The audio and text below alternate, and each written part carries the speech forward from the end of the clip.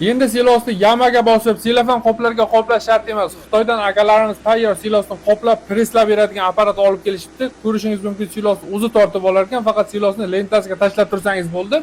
Bu apparatimiz 80 kg, 85 kg gacha presslar ekan. O'zi og'irlik massasi yetgandan so'ng signal berib to'xtar ekan va silos qabul qilishni to'xtatib va ipi bor ekan, do'stlar, o'zini maxsus ipi bilan bog'lab chiqar ekan. Mana hozir ko'rishingiz mumkin, signal berdi va ipi bilan bog'lashni boshlayapti.